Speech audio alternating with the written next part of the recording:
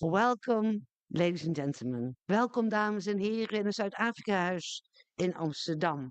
Vandaag hebben wij, today we will have a very interesting talk by William Horn, a journalist in residence. But before I introduce him a bit further, I must say that he just won the Vodacom Journalist of the Year Award 2023 for in the category of financial and economics. That's a great, great, great honor for you, William. William Horn. He's our journalist in residence, as I said, has much experience and very diverse experience. After a brief internship at Popular Mechanics magazine, he was appointed senior product writer at South Africa's largest consumer technology magazine, DFG Tech. And within 6 months, he was promoted to the position of managing editor in charge of the magazine production cycle, story commissioning, and editing. A month later, he had convinced the editor-in-chief and the publisher to introduce a science section to the magazine with a monthly full-length feature, and to which he continued contributing as a specialist writer and senior correspondent. With experience in radio news and multimedia skills across photography, videography, layout design, and website development abilities, William is a well-suited all-rounder when it comes to media in any form. And with a mix of creative and analytical problem-solving abilities, there are few challenges he can't overcome. So I'm so happy to have the opportunity to introduce you and to your today lecture talk, Voting in the Dark and a Hail Mary Coalition. Thank you.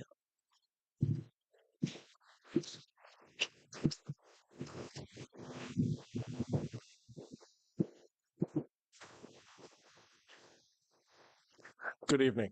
I'm William Horn, and as Angelique so lovely introduced me, the biggest thing that's standing out is that she said I'll have an interesting talk, so no pressure on William. But yes, my long list of LinkedIn accolades aside, I am currently a business journalist at Netwerk 24, which is part of Media 24, the largest publication in South Africa in news. I'm also an economist, so that's what I say to try and give you a bit of credibility to what I'm about to tell you. And most importantly, I'm a train enthusiast. So I hope you like me now. But tonight we're going to go through a very brief agenda. There are 3 essential topics, and the first is something you might have heard of. I would like to turn off the lights to show you what it means, but unfortunately I don't think these are clap lights. No. So load shedding, and then we're going to move on to the ruling party in South Africa called the ANC and their dominance over the last 30 years of democracy in our country after the oppressive apartheid regime ended in 1994. And then we're going to move on to a potential political future in South Africa that seems like it could change a lot of things for South Africans and what it promises. But let's start. My introduction today leaves you with 2 points, so I'm not going to bore you. But there are essentially 2 things to remember about the functioning of a country. And obviously, as an economist, I'm going to bring that in. Politics is inextricable from economics, and economies don't function without energy. So the question then becomes, and what I hope I can answer for you today, is how might the collapse of South Africa's monopolized state-owned utility affect an election? Next year in probably April or May, depending on when the president, Cyril Ramaphosa, declares it, there will be the 5th or 6th democratic elections in South Africa after 30 years of democracy since 1994.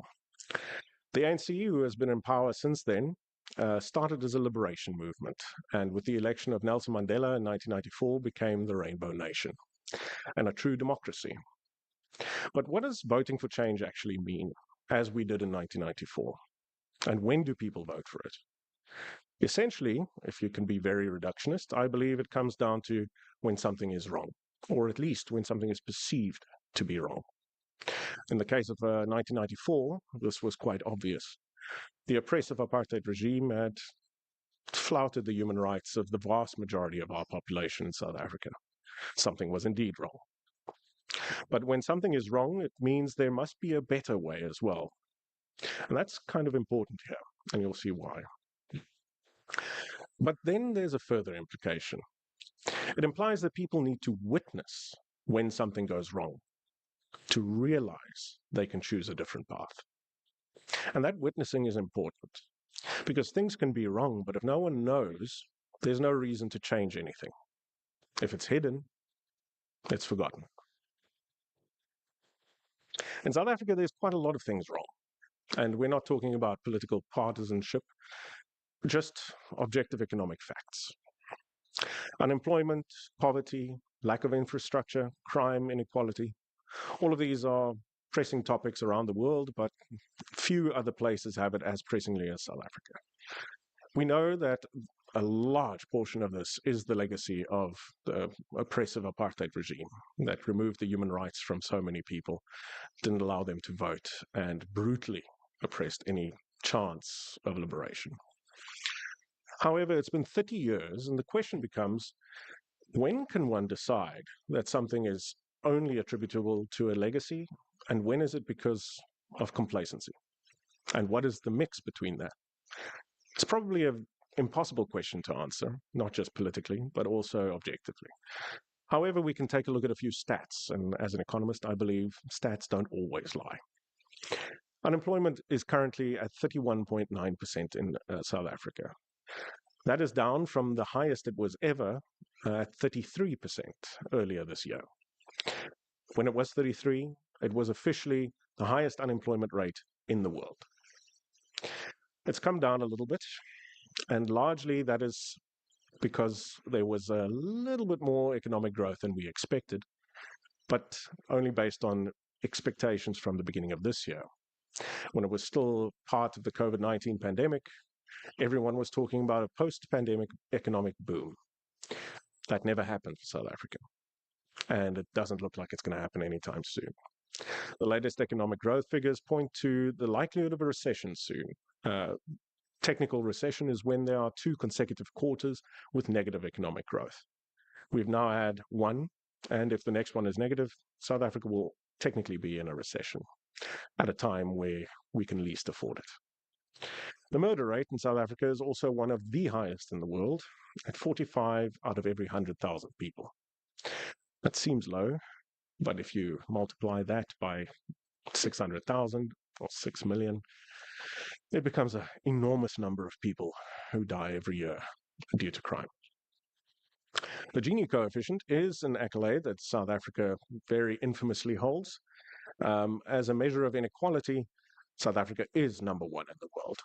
At 0.67, where 1 is perfect inequality, where something can be perfect in such a horrible sense, where only one person would hold all the wealth and the rest would own nothing, and 0 being perfect equality, South Africa holds the highest rate in the world. 0.67 means there are an elite few in the country who hold the vast majority of wealth, and the masses are largely starving. But despite this, very little has changed in South African national elections over the last 30 years. The ANC, the African National Congress, currently under the leadership of Cyril Ramaphosa, the President of the Republic, has held on to power and thrived at many times for 30 years. And the only time that that's been challenged has been due to very small micro changes in the socioeconomic landscape. The only place we can see contested elections where the hegemony of the ANC is challenged is due to these 3 phases. Urbanization, where more and more people flock to the cities in desperate need for work, because rural South Africa is not developed at all. Then there are contested elections in the city. And in South Africa's 3 largest metros, or 4, this has actually been evident for the last few years, where opposition parties have, sometimes briefly, held the executive mayoral positions and local government elections, been successful in their favor in multiple occasions. But these are only metros. And as much as there are millions of people living in them, the vast majority of South Africans still live in rural areas and small towns, where election results have not changed in 3 decades. People still have faith in the ANC in these areas. Now the question becomes why? Many people have tried to answer this. Could be loyalty, could be a rational choice, but it could be something else. And insofar as possible, I'm going to try and rely on numbers to do the talking, because impartiality is so essential. But numbers can help us maybe find an answer to this question. Now, the next step is what we see coming next year. In 2024, it's almost across the board accepted that this will be the first truly contested election in democratic South Africa. And not because of one party or another, but because of a potential coalition government. And we'll get to what that coalition could look like, because it has two very distinct sides. But it'll also be the most important elections in 30 years, many people think. The reasons for that is South Africa might be at a crossroads. When the opportunity for political change arises, it means something has fundamentally shifted in its population, especially when nothing much has changed in national elections for so long. Regardless of where you think that'll go, when a country is at such a crossroads, fundamental change is on its way. The main reason that this opportunity has come about, I believe, is quite simple. Load shedding. Now, if you haven't heard the term, load shedding is what we South Africans colloquially refer to as power cuts that are planned to save energy. The state-owned utility is called Eskom. It has been in operation for more than 100 years and provides almost 100% of South Africa's energy through a fleet of coal-fired power stations, of which 14 are currently in operation, a nuclear power station, the only in Africa, and a series of hydroelectric dams and a few open-cycle gas turbines, which are emergency diesel power generators at an enormous scale. The utility still can't supply South Africa with sufficient energy. Now, to avoid a total grid collapse, the utility came up with a term, and it's very endearing to us, load shedding, which essentially per stage tries to shed supply artificially of a few thousand megawatts to avoid a national blackout. So basically it comes down to we take turns to have power. 2023 was coincidentally the worst year of load shedding yet. This graph represents every day of the year and the stage of load shedding associated with it. In this specific example, the highest stage of load shedding experienced in that day, because they sometimes change at short notice as well. Now, this might be gibberish to you, but essentially it comes down to there are currently 6 stages that South Africans have experienced. In stage 1 load shedding, 1,000 megawatts has to be saved from the electricity grid nationally to maintain stability between supply and demand. When that stability is managed, it means no national blackout. For stage 2 load shedding, it goes up to 2,000 megawatts, and so forth, until the highest we've experienced, stage 6, which saves 6,000 megawatts. Now, these numbers out of context seem strange, but essentially it comes down to a very simple sum. South Africa generally runs on about 30,000 megawatts at any given moment, on average. When you have to shed 6,000 megawatts of that, it means 20% of the country's electricity needs or requirement can't be met. And if you can take a moment to think of any modern economy that doesn't have 20% of its economy functioning, it becomes a bit more realistic how dire the situation is. For the last bit, you can see on the far right, we've had a few days of no load shedding, and then it spiked. But essentially, there have only been a handful of days this entire year where South Africans haven't experienced any power cuts. But what do these power cuts actually mean, besides numbers of megawatts saved? In stage one, which saves 1,000 megawatts, you get no power for 2 hours a day. Stage two, you get 2 sessions of 2 hours without power on most days, but at least one session of 2 hours. Stage three, 2 sessions of 2 hours every day. Stage four, 3 of 2 hours per day. Stage five, 4 of 2 hours per day. And stage six, 3 of 2 hours and 1 of 4 hours per day without power. How an economy can function like that is probably something South Africans can teach the rest of the world. But can it hold? The distribution of load shedding stages you can see on the right also tells you a bit about the intensity. Stage 6 load shedding, the worst that we've experienced so far, even though the schedule has now been updated to go to stage 16,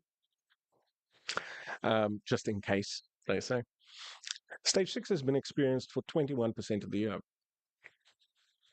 21% of the full year, where most people and industries don't have power for 10 hours a day. And stage 3 being the most common at this point, with stage 4 in second place, still paint a dire picture.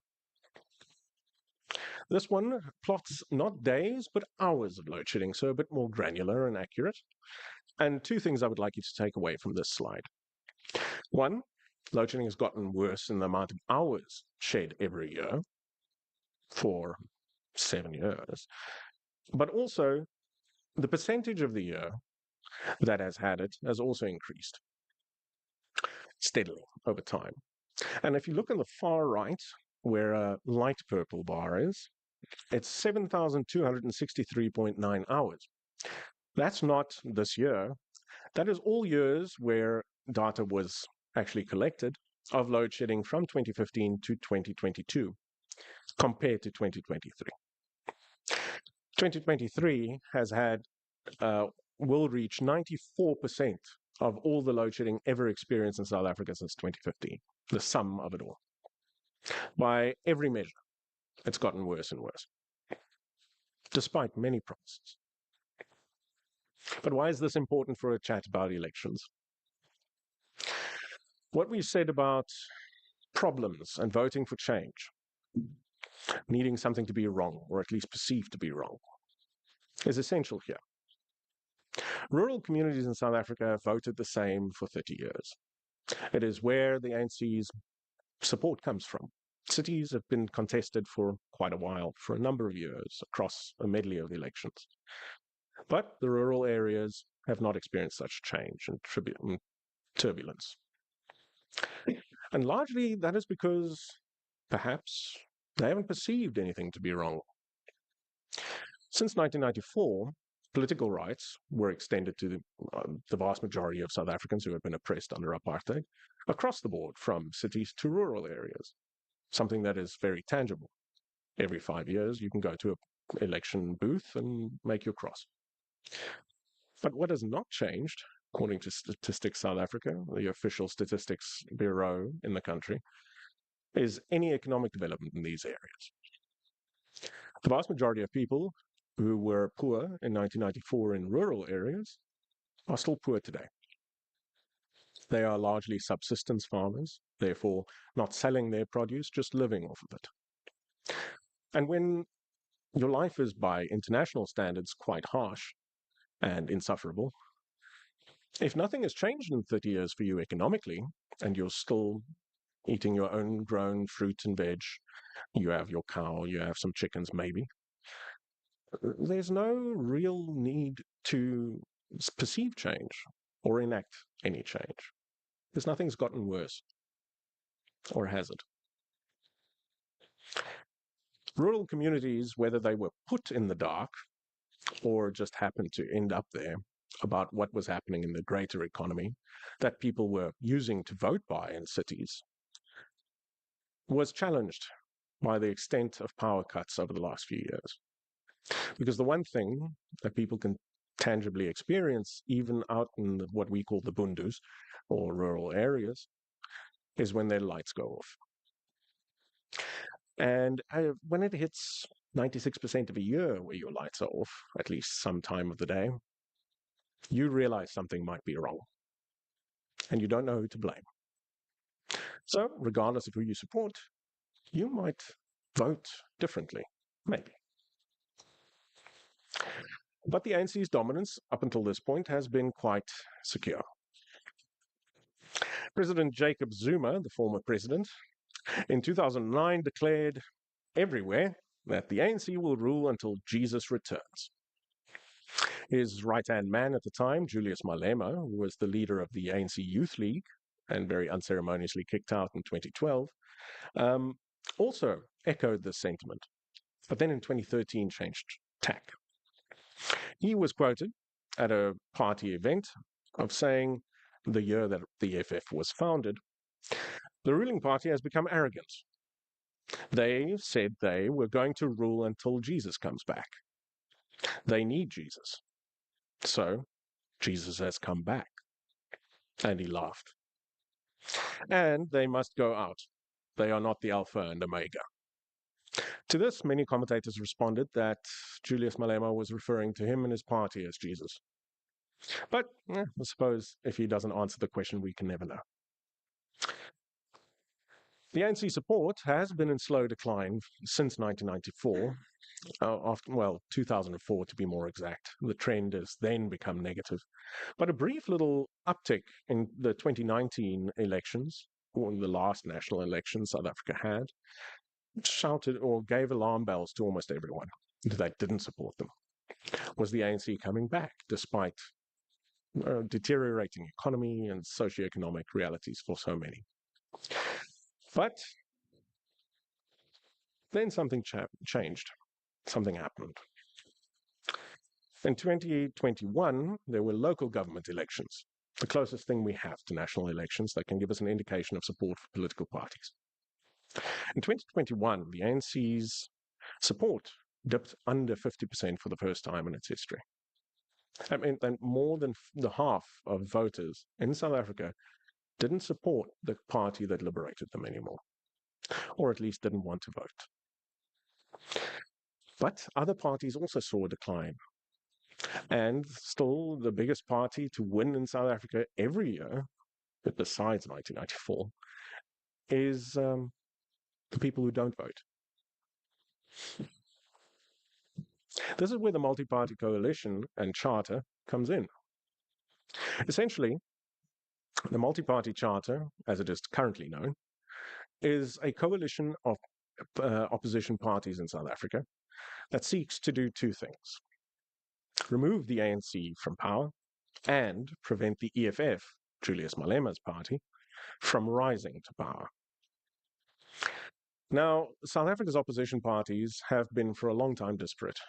They have been scattered, appealing to minority groups and vested interests in small communities, and focusing on local government elections, because the hegemony of the ANC could not be challenged.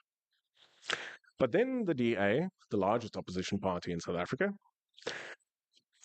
showcased a new idea. Earlier this year, they declared that they will try to create a moonshot pact with as many opposition parties as they could. Now, a moonshot pact, as it was first known, entailed trying to get as many opposition parties on board to form a united front, to as one challenge the ANC and keep the EFF out of power. Because the prevailing view amongst all opposition parties seemed to be that at least the EFF were an existential threat to the way of life for all South Africans. And with their far left rhetoric and increasing calls to describe them as fascist, which is up in the air depending on where you stand, it became a dire situation for parties that could not garner national support. The DA started this negotiation process early in the year. But then by August, they convened a convention. On 16 and 17 August, the parties, initially 5, but then after 8, met at Emperor's Palace in Kempton Park, just outside of Johannesburg, the biggest city in our country. And this wasn't just because of low costs. The casino is quite nice, but affordable. This was because in the place of Emperor's Palace, about 30 years ago, stood the former World Trade Center in South Africa. And this was the venue where CODESA, the negotiations to set up the democratic principles of South Africa before the 1994 election occurred. From every sort of leader across the ANC and supporters outside of the party even, the terms of democracy were negotiated over the course of 2 to 3 years, and the foundation of a democracy was laid. This location, even though the World Trade Center no longer stands there, was chosen in this spirit. These parties, who had some problems, as the Professor William Gumede, who was the convener, an independent professor to facilitate the negotiations between the opposition parties who had never worked together before, he commented that the leaders of these parties have very strong personalities, but nothing came to blows, at least, he laughed. But now, after the convention, it became clear that there was some friction before. Herman Mashaba, a former DA member and former executive mayor of Johannesburg, the largest city in South Africa, had started his own party relatively recently, called Action SA. In the last local government elections, because they didn't stand in the previous national ones, he garnered much more support than anyone expected. Action SA became one of the biggest allies of the DA in what it wanted to do with the Moonshot Pact, and then the multi-party charter, as it became formally known in August this year.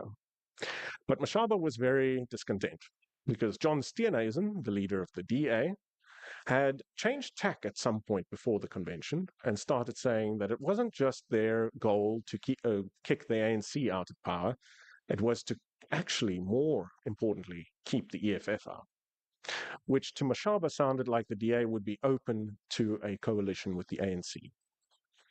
And this was not off the table, it seemed.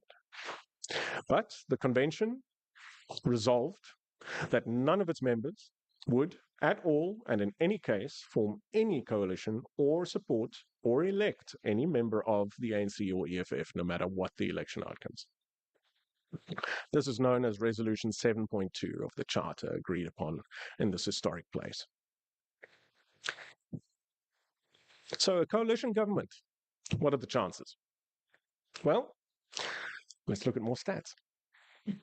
According to a survey by the Brenthurst Foundation, a very well-respected international foundation, the nation is more than likely to have a coalition government as the ANC support has dropped massively over the last year. Now, this became evident in the last local elections when it dipped below 50%, just. But then this survey, which was very representative of the general voter in South Africa across income groups and political standing, and they polled 1,500 registered voters, so people with the intent to vote. In September and October, this survey found that the ANC's support had dropped from 48% measured a year before to 41% in October. People cited joblessness, corruption, crime, and importantly, load shedding as the main reasons for the declining support. And importantly, these people were not just in cities. And I believe that gives some credence to my theory that maybe when the lights go out, even in rural areas, people realize. But it's not just the MPC, the multi-party charter, that is represented in a coalition possibility. The ANC knows that its support is rapidly declining. Things are not looking good economically in South Africa. So the conclusion is a coalition government will very likely rule the country, the Rainbow Nation, from 2024. But it might not be the opposition parties. It might be the ruling party, combined with the far left former members of the ANC, now known as the EFF, and what many call radical economic freedom fighters, to form a government that keeps opposition parties out. The EFF and ANC have butt heads over many things. The EFF especially, making noise in Parliament, causing a ruckus at every opportunity. But the ANC essentially believes in a similar way of thinking. It has socialist leanings, it is a leftist view of the world and of the ideal economy, and how to redistribute wealth in a country with enormous inequality and unemployment. But the EFF wants to take it further. Where they diverge is the EFF wants to nationalize almost everything. The EFF wants to expropriate land without compensation, return it to the poor people. And these radical economic policies are at odds with an ANC that has been trying to play both sides for a long time. Keep the peace at the cost of radical policies. Even though they espouse the need for redistribution, they do realize that there is need for big business and the investment it brings into the country. And this is evidenced through every minister's speech. If you just want to take a look on YouTube, government.za, yeah, YouTube. It's very interesting, riveting stuff. But the Brenthurst Foundation found that they're neck and neck. Out of the 1,500 registered voters they polled, 21% said they would vote for an ANC-EFF coalition. 21% also said they would vote for a multi-party charter. The coalition of 8 parties, led by the DA and Action SA and the IFP, very importantly, the Inkatha Freedom Party, which represents the majority of Zulu voters in KwaZulu-Natal and has historically been at odds with the ANC, often resulting in political violence and assassinations. But the IFP has been played a pivotal role in this MPC formation. And this might turn the tide for provinces like the KwaZulu-Natal at least, where Zulu voters have been flocking to the IFP since the last local elections, as their discontent with the ANC grows. It seems up in the air, but the Brenthurst Foundation also cheekily checked, maybe before, but probably after, nonetheless, John Steenhuisen made his utterances about potentially implying a coalition with the ANC, that 19% of people would even vote for that. But then 9% don't know, or they refuse to tell us. Some form of coalition will very likely govern from 2024. This is what the future of South Africa probably looks like. Can a coalition government hold in a country like South Africa? Will it actually function? This is something better left for political economists, and I'm just a lowly normal economist, so you can answer that one yourself. But essentially, we're at a crossroads in South Africa. We're a political landscape that was dominated by one party for 30 years has become the norm, the status quo. That's about to change, more likely than not.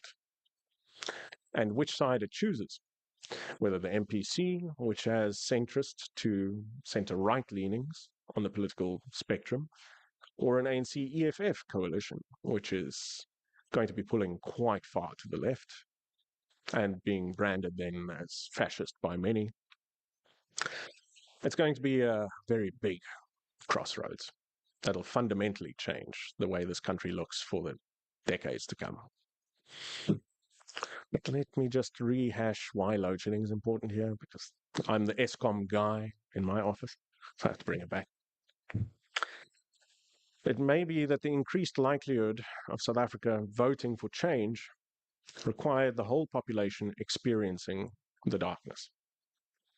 And in that sense, voting in the dark, if load shedding hits on voting day, might actually still be voting in the light. Whereas political scientists often espouse the rational voter who weighs up the policies of the various political parties and then makes a rational decision, which has been completely trashed over and over. Maybe this is nearing that ideal, where people realize what's happening in their country and they can choose who they trust to change it in their best interest afterwards. But the conclusion is change is coming. Thank you very much.